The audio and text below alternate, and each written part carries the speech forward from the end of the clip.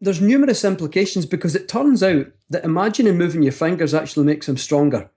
And numerous scientific studies have done that, and they've measured an actual improvement in strength by just imagining moving your muscles. So you can see the implications, obviously, for one, people who've had a stroke, even Parkinson's disease, even spinal cord injuries, and also sports people. In fact, last year I did a talk at a small corporate event, and I was right after Sally Gunnell. I was the next speaker. Sally Gunnell, the Olympic gold medalist in 1992 Barcelona in the 400-meter hurdles.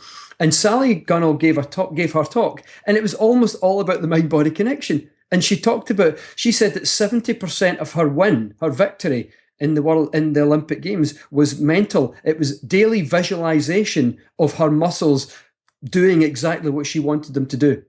And she was the first first professional athlete in the UK to start doing visualization. Now they all do it. It's sort of part of the routine. And it was amazing because I was the very next speaker.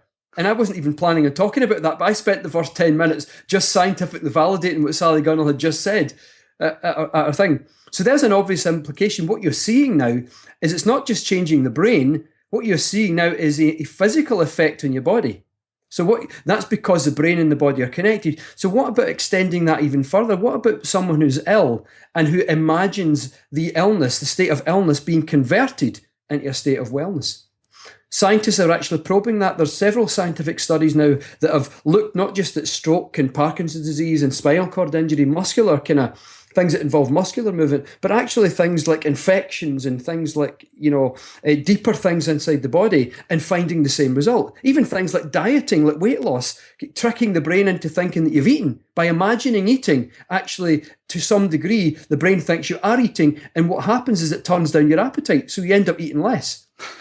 So there's lots of studies like this, and I've certainly collected several hundred over the years of people who've actually used visualization like this, if you call it visualization, to help their recovery from even serious diseases. And the standard process they use, if you call it a process, is they take a picture of illness and they turn it into a picture of wellness. So even people getting cancer, they imagine the tumours shrinking smaller and smaller and smaller, and disappearing, smaller and smaller and smaller and disappearing. And before I go any further than that, I just say that they're not doing this instead of taking medical advice, because if you're sick, the most important thing is to take the best medical advice. But whatever advice they've got, whatever else they're doing, they're using their mind as well.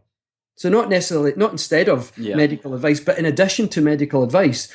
But that is a common factor right across the board of all the people using visualization. They have a picture in their mind of illness, and they turn it into a picture of wellness. And just like the piano study was plump, plump, plump, plump, plump, repetitively, they do the same visualization every day, over and over and over again. And with that picture, you said they have a picture of illness in their mind and they have a picture of it getting well. There isn't this isn't like a universal idea of what it is. So for example, no. I think I heard you saying how one person might have the idea of the cancer, and then they've got this visualization of little piranhas coming along and nibbling at it. Somebody else might have it almost as like a big iceberg, and then it's the sun melting it away. Another person might have it as lightning bolts, which are radiotherapy. So it's whatever visualization techniques which resonates, which works of them. That's going to be more powerful than just saying this is the way to do it.